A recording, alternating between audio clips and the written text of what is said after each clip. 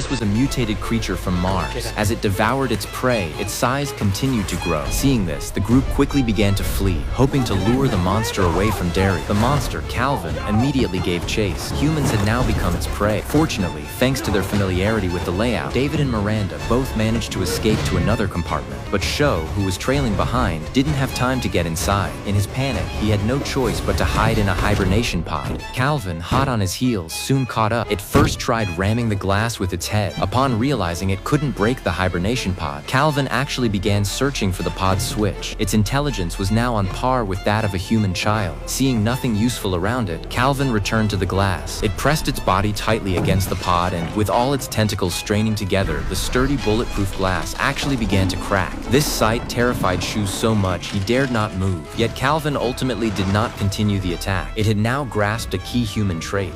As long as it left survivors, more would keep coming to their deaths. Meanwhile, taking advantage of Calvin's momentary distraction, David and Miranda returned to Derry's side. But after being devoured by Calvin, Derry's vital signs were rapidly fading. Moreover, following the recent mishap, their original plan had failed. If they continued to vent oxygen, Sho would die as well. Just then, as David looked at the video feed, he noticed a red dot moving constantly. After analyzing the footage, Miranda quickly realized that Calvin must have swallowed the sensor attached to Derry's leg. Now that they could pinpoint its location, the two quickly devised a plan to deal with Calvin. They would use Derry's body as bait. As the scent of blood spread throughout the space station, it wasn't long before Calvin tracked them down. Just as it was about to devour Derry's body, the two, who had been waiting outside, immediately sealed the hatch. They had finally succeeded in trapping Calvin. David then began venting the oxygen from the compartment. However, just then an alarm suddenly blared throughout the space station. When David peered out the window, he saw a spacecraft rapidly approaching.